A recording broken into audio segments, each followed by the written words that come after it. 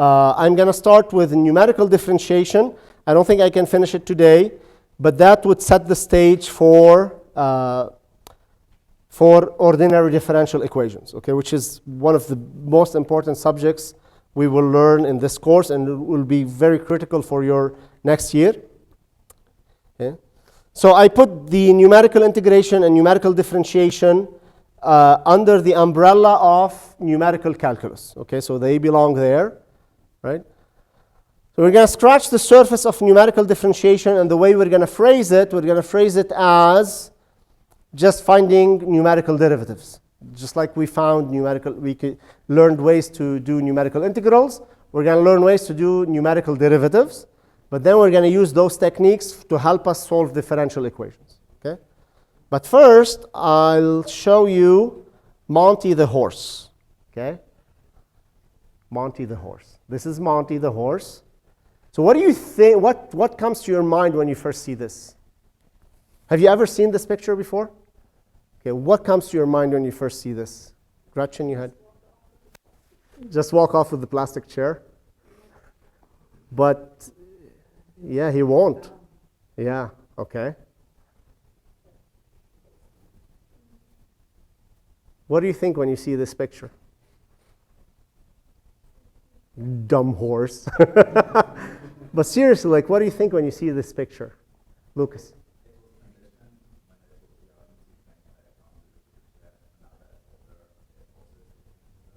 Okay. So so that's true. It thinks it's tied in. You know, that as long as there's a rope around its neck, it's just going to hang out, whether it's connected to a chair or a metal post. But still, kind of, what does that, like, does that resonate in any way to us, to you, to some things we do, right? So oftentimes the thing that stands in my way is my perception of reality, right? It's something that I imagine is holding me back. I cannot understand programming Python because I am bad at programming. You're only tied to a chair. What if you're tied to a chair? Have you even tried? Does that make sense now? How often does that happen with you? You're like so concerned and nervous about a situation. It's all in your head, right? So you could even extend it to thinking about worrying about things and being like anxious about something that hasn't happened yet, and it doesn't help at all. I'm like the most anxious person. I want to think about the future. I want to control everything, but then I'm so exhausted from thinking about it. And you know what? It's often, nothing. Okay?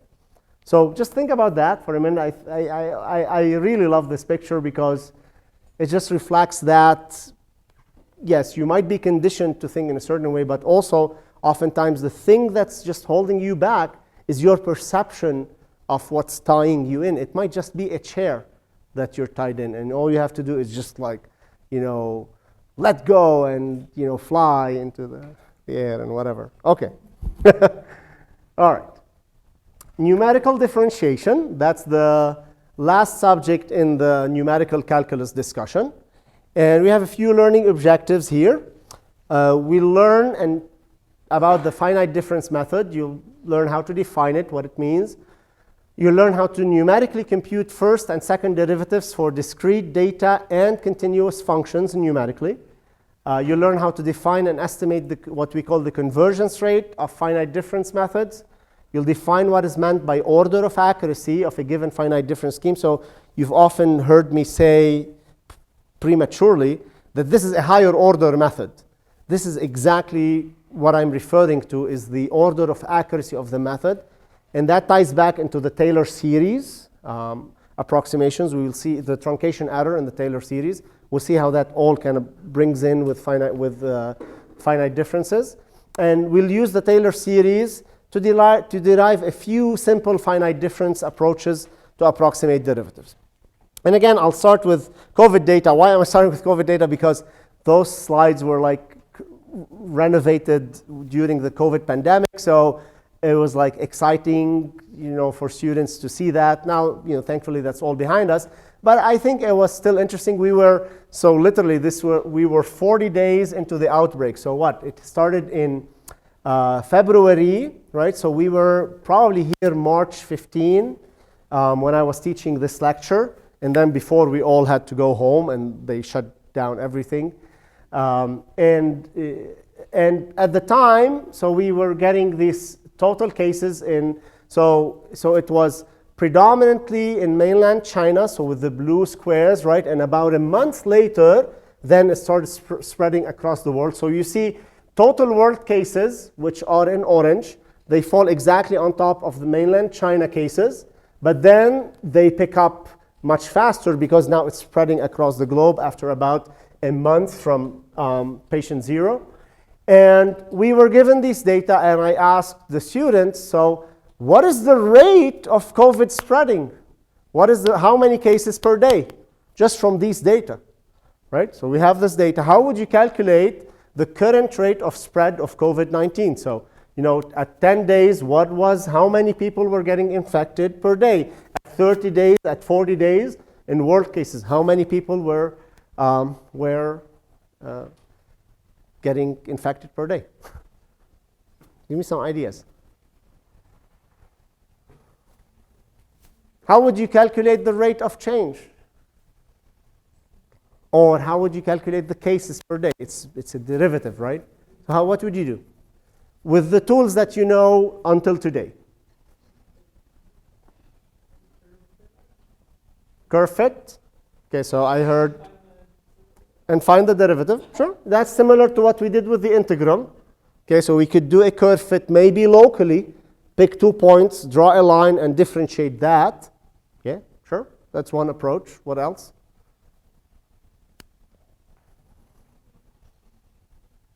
We know a formula we learned at the beginning of the semester, rise over run, right? Take 2 points, f of b minus f of a, over the distance b minus a, right?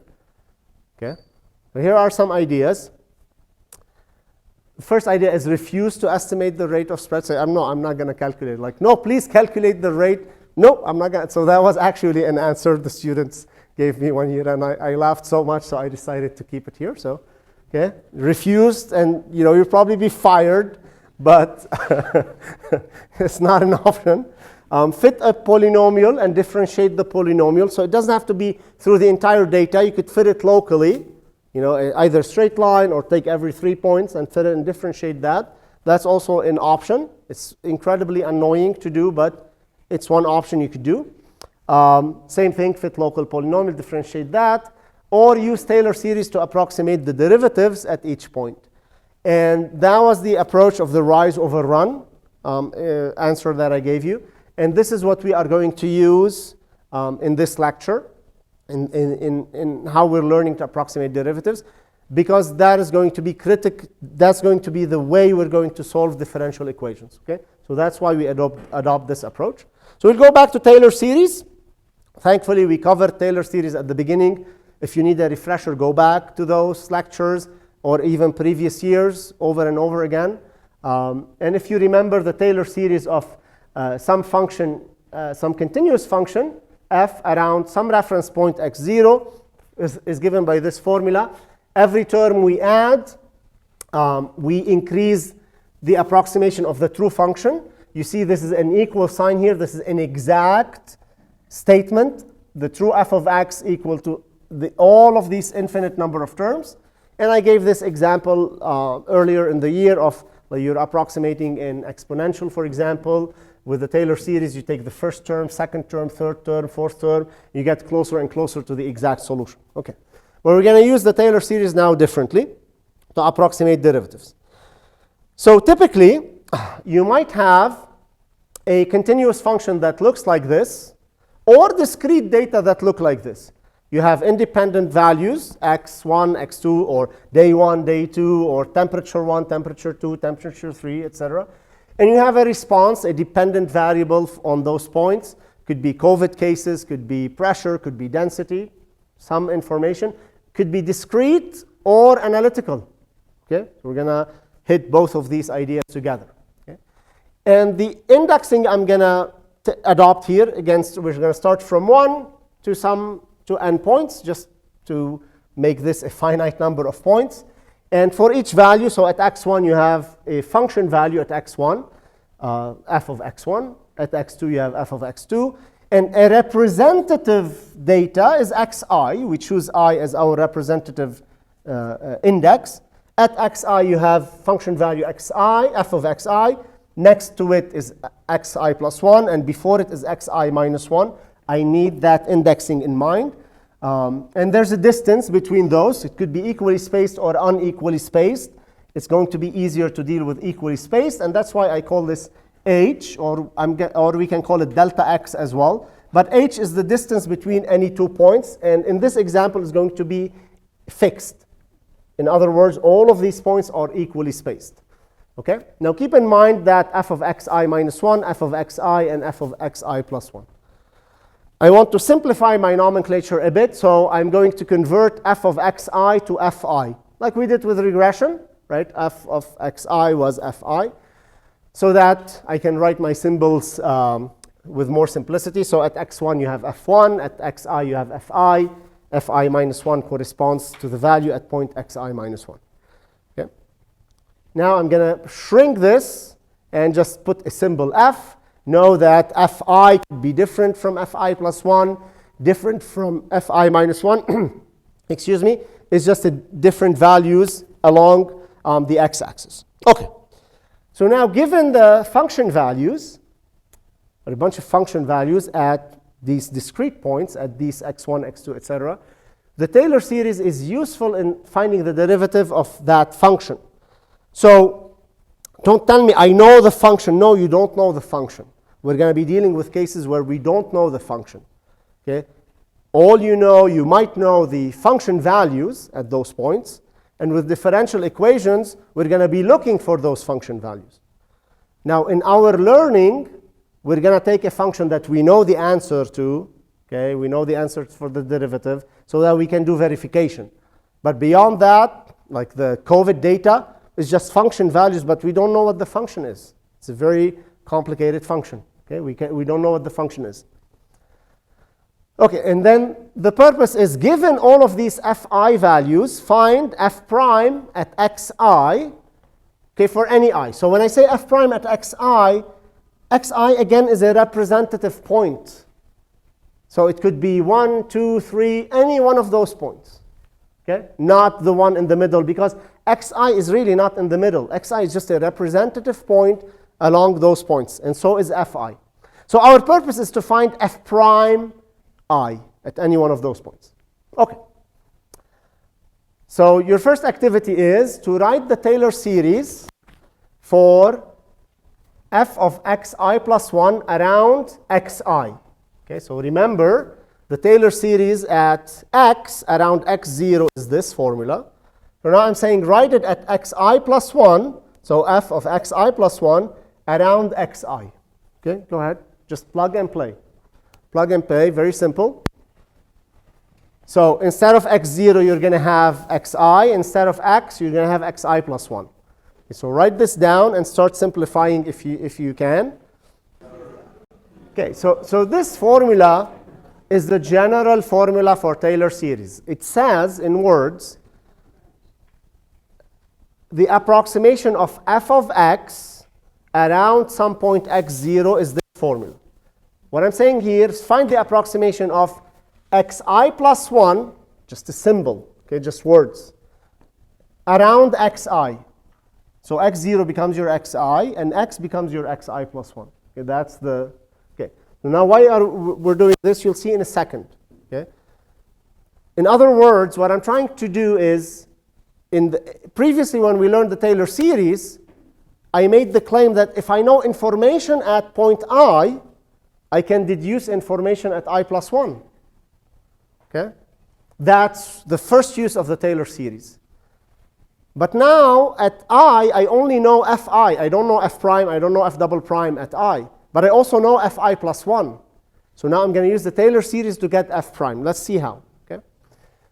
All right, so if, excuse me, if you were to set x, convert x to xi plus 1 and x0 becomes xi, you simply just take that formula, plug and play, and you get this one. This is saying f at xi plus 1, given all the information at xi, I can compute f at xi plus 1 using all of this information. So this assumes the Taylor series, the way we learned it so far, is that you know f at xi, you know f prime at xi, you know f double prime at xi, and so on. Right? Remember when we talked about the Taylor series. I'm going to simplify this a little bit. I'm going to convert f of xi plus 1 to fi plus 1, fi, f prime I, etc. And then there's one more simplification you can make, because the distance between these 2 points is constant. It's h. Okay, so we make that one simplification. And then you get this formula. Okay, so traditionally, okay, bear with me for a second, focus on what I'm saying. Traditionally, when we learned the Taylor series, we said, if I know all the information for the function at point x0 or at point I, if I know fi, f prime I, f double prime I, and so on, I can estimate fi plus 1. Right? That's how we learned the Taylor series. What if you only know fi and f prime of I? Then you truncate, and you use those to estimate fi plus 1. That was the first use of Taylor series we learned. Now, we are presented with a different case. We don't know f prime I, f double prime. We don't know any of the derivatives. But we know fi plus 1 and we know fi. Agreed? But this formula is still valid because it's a true formula. But in this case, I know fi plus 1 and fi. So I'm going to use the formula to get information on what? The derivative. Previously, we had information at I for fi, f prime I, and so on to get fi plus 1. Now I have only fi and fi plus 1. So I'm going to use that knowledge to go after f prime. Now solve for f prime I. So just solve for f prime I. Okay, I'll solve it for you. So if I were to take hf prime to the left-hand side and move fi plus 1 to the right-hand side and adjust all the signs, etc., this is what I would get. This is still an exact formula for the derivative. Except I know in my mind that in this case, all I know is fi plus 1 and fi. I don't know f double prime. I don't know f triple prime. But I'm after an approximation for f prime. Right? That was our initial problem, initial question. We're trying to find the derivative of those data at point I. This is it. So what do you do with the f double prime? Just neglect them. When we do that, yeah, we do truncation error. That's your trunk. It's an error. That's fine. You're doing numerical methods. We're not doing exact math. So you see how we inverted the concept of the Taylor series? Previously, we thought of the Taylor series. If you know everything about a function at one point, so you know the function value and its derivatives at one point, you can estimate it at the neighboring point. In this case, I only know the function value at point I and I plus 1, none of the derivatives. So I'm going to invert the idea of the Taylor series to get the derivatives from the Taylor series. And it's a true, this is still an exact statement. Once you truncate, you get an approximation. And this formula is what? Is the rise over run formula that you learned in school. Okay? It's another way of obtaining that formula. And the truncation error is 1 over 2 h f double prime. There might be a negative sign here. Doesn't matter. It's a bunch of terms, an infinite number of terms. Okay? Now this is called the forward Euler approximation. We learned that at the beginning. Okay? And our truncation error is 1 over 2 h f double prime, etc., etc. We don't know, we don't care about f double prime and whatnot because we're only after f prime. This is one approximation. Now the good thing, if you remember the theorem we talked about in Taylor series at the beginning of this class, that this entire error, the whole thing, everything, all the terms, they're bounded by this guy. This second derivative is bounded by a constant, and h is the spacing between them. And we say that this error is order h. What does it mean, order h? So this measures the sensitivity of our mistake in computing the derivative to how close these points are to each other. That's h. So it makes sense that if the points are closer to each other, the error is going to be smaller, because your approximation is getting more and more and more accurate. And in fact, in the limit as h goes to 0, you're going to get an exact formula, right? So remember our truncation and round-off error at the beginning. But even revisiting this a second time, if h shrinks to 0, that's the limit of the overrun formula for the definition of the derivative you learned. Limit as h approaches 0 of rise over run. Okay, of that run as the run approaches 0. This is it. This is the formula here. As h approaches 0, this whole truncation error becomes 0. Okay? But what matters here is that the error scales with h. So if you cut h by half, the error is going to be cut by half. If you cut h by a quarter, by a fourth, by 4, it's going to be cut by 4. The error is going to be cut by 4.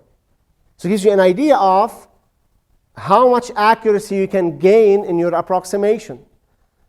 With discrete data, what that implies, if you're measuring rates of things, then you might want to sample at shorter intervals. Let's say you're measuring some gaseous species in the air, CO2 or something, and if you or radon gas, you measure it every minute or every second. And you can get a better estimate of the rate using this formula if you measure it at shorter intervals, right? Because then the error, we say, is order h, so it scales with h. It's proportional to h.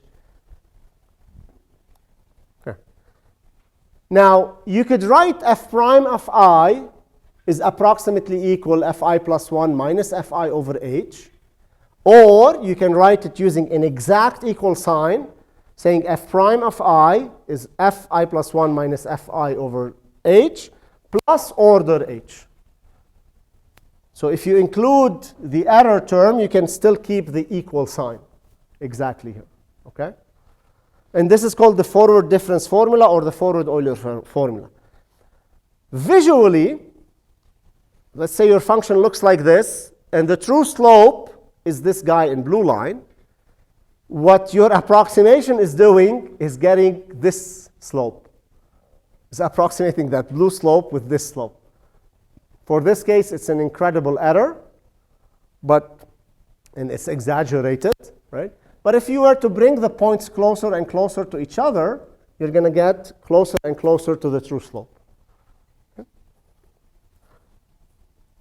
Now we say, like I said, the error is order h. That means that the dominant term in the truncation error is proportional to the spacing h. This also means that if h is cut in half, the error will also be cut in half. So let me show you how. If the error at h is equal to ch, that's what I showed you in the previous slide, then the error at h over 2, so if you cut h in half, is going to be equal to ch over 2. But ch is eh, right, is the error at h. So you've cut the error at h by half. Make sense? That's how you reason about it. If you cut the error by a factor of 4, then it's ch over 4. So that's eh over 2 over 2. So you've cut this error by another half. Okay? So that's what the order means. Now, eventually I'm going to get to a point where I tell you this method is order h, or we'll learn about methods order h squared and so on. And then you'll understand what I mean, a higher order method, which means more accurate method. All right.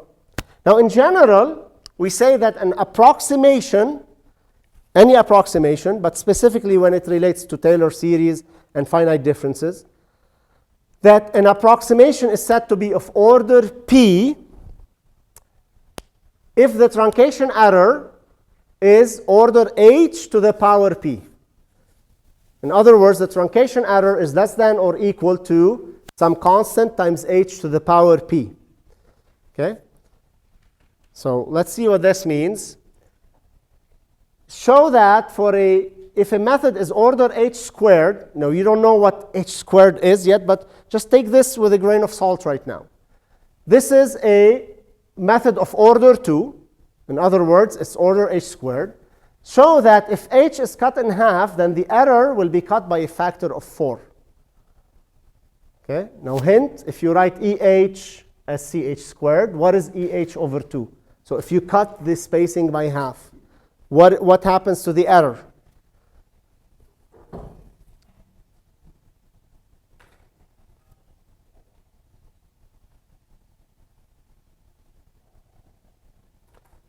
This is a general concept that applies to general approximations. We're using it here with Taylor series because we can connect it directly to the truncation error. So what order h squared means, it means the truncation error has an h squared term in it. That's all that means. An order h cubed method means that the truncation error, the first term, has h cubed in it. Are there methods like that? Yes. The fact you don't know about them doesn't mean they don't exist. Okay? We just haven't learned about them yet. But they exist, and I will give you formulas and tell you this approximation is order h cubed, right? What happens to the error if I cut it in half? If I cut the spacing in half? Any answer? Any thought? So for an h squared method,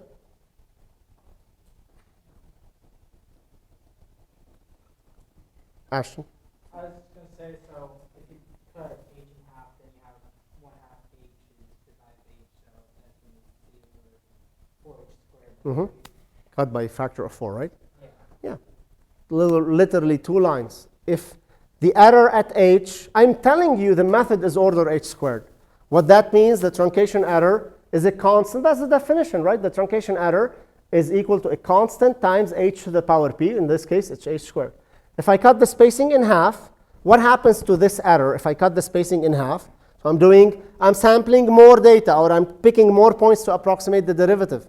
It's funny, we started with like our objective to get to the derivative, we end up with truncation error. But that's okay. So EH over 2 is simply C. That's, the method is CH squared over 2. But my H is H over 2 now. So I have CH over 2 squared. So that means that's CH squared over 4. But CH squared is my original error. So I've cut the error by a factor of 4, simply by doubling the number of points. Around the h and the 2 on the outside. Yeah, so here, Yeah. this is c times h over 2 squared. Not c of h over 2 squared. Yeah, c is a constant. Yeah, I just needed to put, so you could write this ch squared over 2 squared, right? Yeah, I just put the parentheses. This is not a function. It's constant times h over 2 squared, right? So what I'm doing, I'm taking the formula, ch squared, I'm saying, okay, my spacing is h1. Then my spacing is h1 over 2, okay? And then you just plug it in here. This here, h, is a placeholder for your spacing. My reference spacing is h, then I cut it by half. What happened to the error? I cut the error by a factor of 4. Exactly. So now compare that to a first order method where the truncation error was order h. When we doubled the number of points or cut the spacing by half, we only cut the error by half. Here you cut it by a factor of 4. So see the benefit, the cost benefit of you double the number of points or cut the spacing in half. Those are two equivalent statements. With the first order method, with the method of order 1, you cut the error only by half. With the method of order 2, you cut the error by a factor of 4. With the method of order 3, you're going to get it by a factor of 8, and so on and so forth. Yeah? Okay, so I'm going to skip this slide here. Don't worry about this. It's too much. Okay. So now we can apply this formula. We can apply this formula. I'm going to go back to derivatives. So we took a little detour to talk about errors, okay, and truncation error. Check on time. Now we're going to come back to the actual data, fi plus 1, data that's given to us. These are numbers, okay? These are numbers. This is a table that's given to you. and I want, these are the COVID data. I want to approximate the derivative. Okay? And this was our formula. Let's resume. Everybody's awake now. Some people went and took a shower and came back, and like everybody's up. All right, let's finish this. Let's wrap it up. I know you want to be out in the snow, snowboarding and skiing or whatever, drinking hot cocoa or wine. Okay, so remember we're after derivatives. We're after derivatives, whether the data is discrete or continuous. If it's continuous, you just choose a bunch of points and choose evaluate the f values and approximate the derivative. That's fine. If it's discrete, you're bound by the data that's given to you. We have a formula to compute derivatives. Okay? So we can apply this formula at any point in a set of discrete data. So starting at point 1, it's f2 minus f1 over the spacing. At point 2, it's f3 minus f2 over the spacing, and so on. Okay? But we have a problem. What about the last point in the sequence? That's the last point, xn. So what is f prime at n? This formula is telling us it's equal to fn plus 1 minus fn over the spacing. But there's no fn plus 1. What do we do? Call 911? No. Like, oh, I don't have fn plus 1. Okay? So we need another formula. Okay? So obviously, f prime at n, we can't compute it because we need f at n plus 1, which we don't have. Okay? But we have the Taylor series. So how about we develop a formula where instead of using the next point, can we develop a formula to use the previous point? Because if you look at that last point, if we can't find a way to get the derivative at n using n minus 1, wouldn't that work? Yeah. Because our current approximation uses the next point for the approximation of the derivative. But there's no reason for it not to use the previous point. That's what we need. Okay? So we go back to the Taylor series. And instead of doing now the Taylor series around point I at I plus 1, so f at I plus 1 as a function of fi, now we're going to do the approximation. We're going to do the expansion at I minus 1 around xi. Remember, I want previous points. I want to approximate f prime. My objective to reverse engineer this, I'm after f prime of I as a function of fi and fi minus 1. So if I write the Taylor series at fi minus 1, I could do the same stuff we did before and get a formula for f prime using the previous point instead of the next point. So if you write this and simplify it as fi minus 1 is fi, now you have minus h f prime I, and so on and so forth. So this looks identical to the previous formula we had, except we have a different sign here. And the approximation is at I minus 1. Again, by the same logic, we have fi minus 1, we have fi. We're after f prime at I. So we simply solve for f prime at I, and we get another formula for the derivative that is equally valid as the formula we used before. And this uses fi and fi minus 1.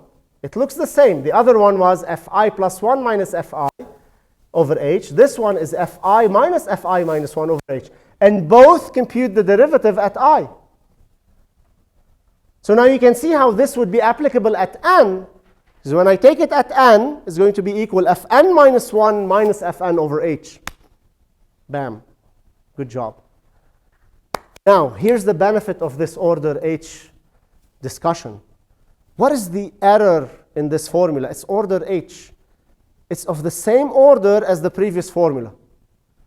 So the truncation error behaves the same way whether you use the forward formula or this formula, which conveniently we call the backward difference formula because it uses the point behind you to the back. But that's the benefit of introducing this order h discussion, because now I can compare methods. I can tell you that the forward difference formula and the backward difference formula are both order h. They are both methods of order 1 because p equal 1, h to the power p, it's h to the 1.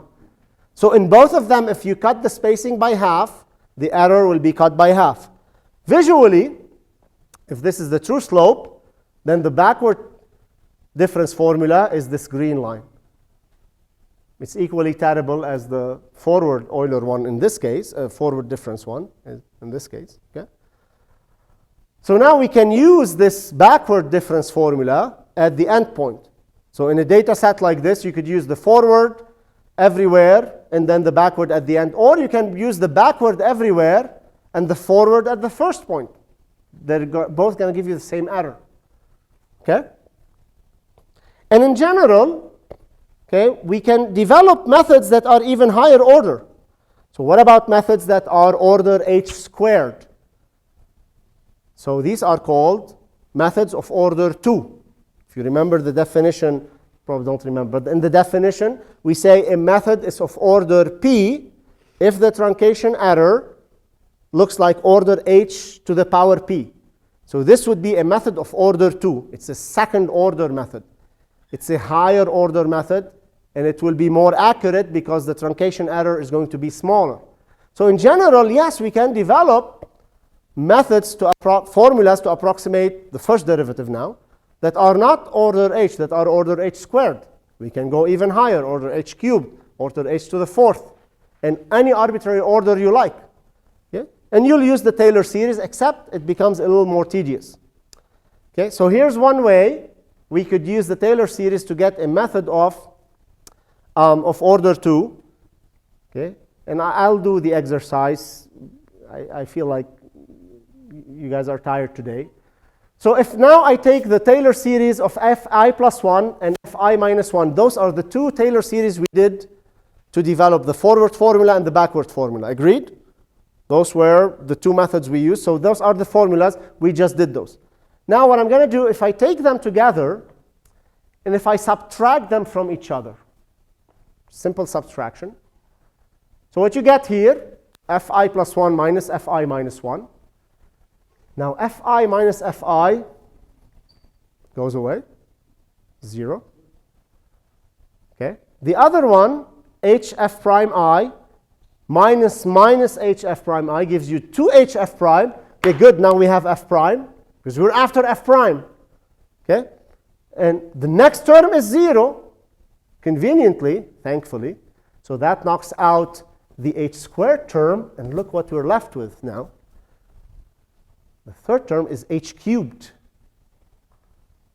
Okay? So now when you solve this for f prime, what you get? You get f prime equal fi plus 1 minus fi minus 1 over 2h plus order h squared. Because remember, you have to divide everything by h, so the h cubed over h becomes h squared. And that's how you get a higher order method. So instead of using the next point or the point before you, you use both of them. You're in the middle, you're at point I, I'm going to use the point before me and the point behind me. In a way, what you're trying to do, you're looking both forward and backward in the mirror. The forward difference formula was only looking forward, didn't care about what happened before. The backward difference formula is like you're driving forward but only looking in the rear view mirror. You're only looking at the backward point. This one, you're like driving forward and looking back and everything, doing things right. Yeah? Why don't we like plug in our approximation for the derivative back into the Taylor series? Is that just You'll get the Taylor series. You get 0 equals 0. okay? Yeah. Because they're derived from the Taylor series. Okay. Yeah. And this is called the central difference formula because it's central. Looking forward and backward, I'm trying to not average the 2 points, but I'm getting information from the next point and the previous point. When we look at differential equations in time, you're looking both at the future and the past.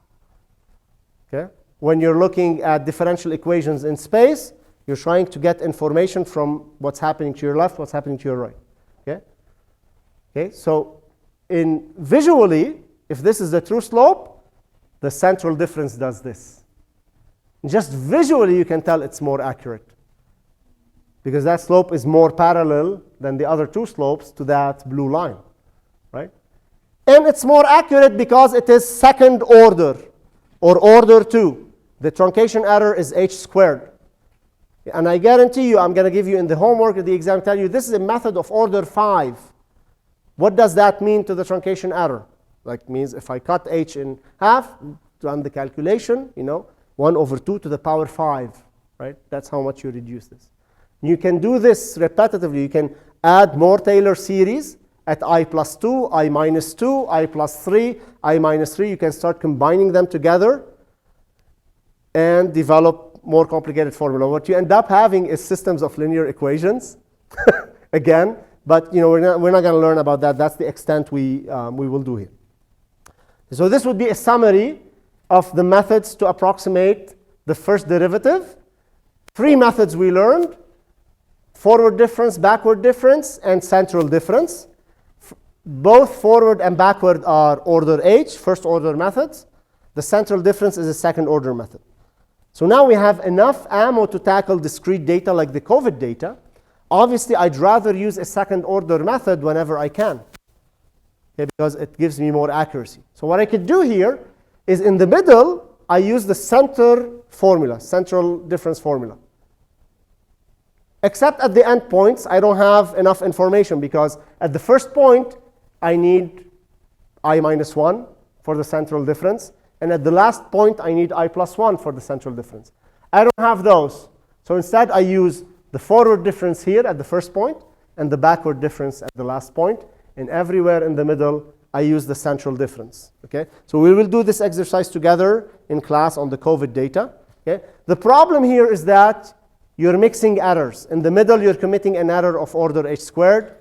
But at the boundaries, you're committing an error of order h, which overall could destroy your total accuracy. Okay? All right. Thank you. Godspeed. See you on Thursday.